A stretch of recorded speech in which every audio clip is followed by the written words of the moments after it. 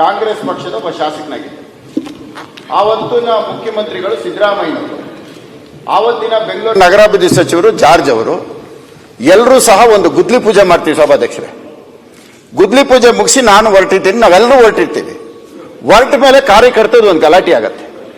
ಆ ಗಲಾಟಿನಲ್ಲಿ ಅವರವರೇ ಕೌಂಟರ್ ಕಂಪ್ಲೇಂಟ್ಗಳು ಕೊಟ್ಕೊಳ್ತಾರೆ. ಅಲ್ಲಿಗೆ ನಿಂತೋಯ್ತದು. ಅವತ್ತು ಅದು ಮುಗೀತು, ಅದ್ರ ಪಾಡಿಗೆ ಅದು ಕೇಸ್ ನಡೀತಾ ಇದೆ, ಕೇಸ್ ಚಾರ್ಜ್ ಆಗಿದೆ. ಮೊನ್ನೆ ನನ್ನ ಮೇಲೆ ಅದನ್ನು ಸೇರಿಸಿ ಶಾಸಕರು ಅವತ್ತು ಅಲ್ಲಿದ್ದರು ಅಂತೇಳಿ ಒಂದು SIT ಕಂಪ್ಲೇಂಟ್ ಕೊಟ್ಟು ಮೊನ್ನೆ ಹೊಸದಾಗಿ FIR ಮಾಡ್ತಾರೆ. 2017 ಇಸ್ವಿ ಕೇಸ್.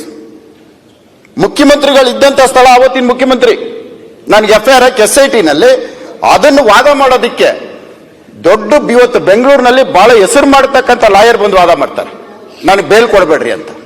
ಇದು ಒಂದು ಘಟನೆ.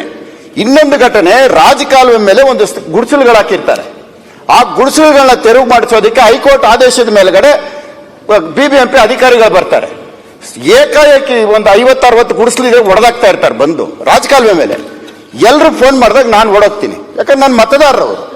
ನಾನೋಗಿ ಏನಾಯ್ತು ಅಂತ ಕೇಳಿದಾಗ ಒಂದು ಹೆಣ್ಣು ಮಗಳು ಬಂದು ಹಣ ಕಾಪಾಡಿ ಅಂತ ಕಾಲಿಡ್ಕೊಂತಾರೆ. ಕಾಲಿಡ್ಕೊಳ್ಳೋದು ಒಂದು ಫೋಟೋ ಸಿಗತ್ತೆ. ರಾತ್ರಿ 2 ಗಂಟೆಗೆ ಆ ಹೆಣ್ಣು ಮಗಳನ್ನ ನಾನು ಒದ್ದಿದ್ದೀನಿ, ಹಲ್ಲೆ ಮಾಡಿದ್ದೀನಿ, ಮತ್ತೆ ಜಾತಿ ನಿಂದನೆ ಮಾಡಿದ್ದೀನಿ ಅಂದ್ರೆ ರಾತ್ರಿ 2 ಗಂಟೆಗೆ FIR ಹಾಕ್ತಾರೆ. 2 ಗಂಟೆ FIR ಹಾಕಿ ಬೆಳಗ್ಗೆಗೆ ಅರೆಸ್ಟ್ ಮಾಡಿ ಅಂತ ಕೋರ್ಟ್ ಕಳಿಸ್ತಾರೆ. ಅದನ್ನ ವಾದ ಮಾಡೋದಕ್ಕೆ ಆ ಹೆಣ್ಣು ಮಗಳ ಪರವಾಗಿ 6 ದಿನ ಒಬ್ರು ಲಾಯರ್ ಅವ್ರು ಒಂದು ದಿನಕ್ಕೆ ಬಂದು ವಾದ ಮಾಡಕ್ 10 ಲಕ್ಷ. ಈಗ 6 ದಿನ ಬಂದು ವಾದ ಮಾಡ್ತಾರೆ, ನನಗ್ ವಾದ ಅರೆಸ್ಟ್ ಮಾಡಿ ಅಂತ. ಜಡ್ಜ್ ಕೇಳ್ತಾ ಇದ್ದಾರೆ, ಮುನಿರತ್ನ ಪಾತ್ರ ಏನು? ಮುನಿರತ್ನ ಹೇಳಿದಾನ, ಮುನಿರತ್ನ ಅಲ್ಲಿ ಒದ್ದಿದಾನ, ಏನಾದ್ರೂ ಕೊಡ್ರಿ. ಏನೂ ಇಲ್ಲ, ಮುನಿರತ್ನ ಜೈಲಿಗೆ ಕಳಿಸಿ. ಒಂದು ನಿಮಿಷ ಅಂದ್ರೆ ಯಾತಕ್ ನಾನು ಹೇಳ್ತಾ ಇದ್ದೀನಿ ಮಾತನ್ನ ಅಂದ್ರೆ, ಯಾರು ವ್ಯವಸ್ಥೆ ಯಾವ ರೀತಿ ಹೋಗ್ತಾ ಇದೆ, ಯಾವುದೇ ಕಾರಣಕ್ಕೂ ಬೇರೆ ಬೇರೆ ರೀತಿಯಲ್ಲಿ ಯಾರು ನೀವು ಇದ್ದು ಅನುಭವಿಸ್ರಿ, ನಿಮ್ಗೆ ಗೊತ್ತಾಗುತ್ತೆ. ಸರ್ಕಾರಕ್ಕೆ ಅಪಾದನೆ ಮಾಡಕ್ಕೆ ನೀವು MLA ಯೋಚನೆ ಮಾಡ್ರಿ.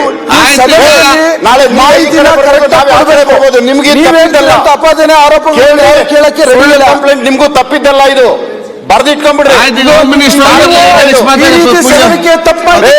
ಇದು ಕಾಲಚಕ್ರ. ಇದು ಇವತ್ತು ನೀವು 2017 ಇಸ್ವಿ ನನ್ನ ಮೇಲೆ ಆಗ್ತಾ ಇದ್ರೆ ಕೇಸು. 2017 ನಾನೊಬ್ಬ ಕಾಂಗ್ರೆಸ್ ಶಾಸಕ. ಆಯ್ತು, ನೀವು ಮಾತಾಡ್ತಾ ಹೋಮ್ ಮಿನಿಸ್ಟರ್ ಇವರು ಯಾವ ಹೋಮ್ ಮಿನಿಸ್ಟರ್ ಯಾಕೆ ಮಾಡ್ತೀರಿ? ಹೇಳೋದು ನಾನು ಕೇಳ್ತಾರೆ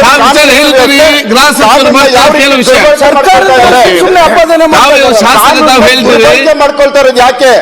ಒಂದು ಕಾರಣಕ್ಕೆ ಅವ್ರು ಬಂದು ಕಾಲು ಹಿಡ್ಕೊಂಡು ಕಣ್ಣೀರ್ ಹಾಕಿದ್ರೆ ಒದ್ದಿದ್ದೀನಿ ಅಂತ ಹೇಳಿ ನನ್ನ ಮೇಲೆ ಅಟ್ರಾಸಿಟಿ ಆಗ್ತಾರೆ. ತಾವು ಹೇಳಿದ್ದೀರಿ, ಗೃಹ ಸಚಿವರು ಬರ್ತಾರೆ, ಉತ್ತರ ಕೊಡ್ತಾರೆ. 7 ವರ್ಷದ ಕಂಪ್ಲೇಂಟ್ ನಾನು ಇಲ್ಲದೆ ಇರೋ ಜಾಗದಲ್ಲಿ ಆಯ್ತು ಬರ್ಲಿ ತೊಂದರೆ. ಸ್ಲಮ್ ನಾನು ಮಾತಾಡಿ ಹೇಳಿದ್ದೀರಲ್ಲ, ಕೂತ್ಕೊಳ್ಳಿ. ಯಾರು ಗಜಾನಂದ ಅವ್ರೆ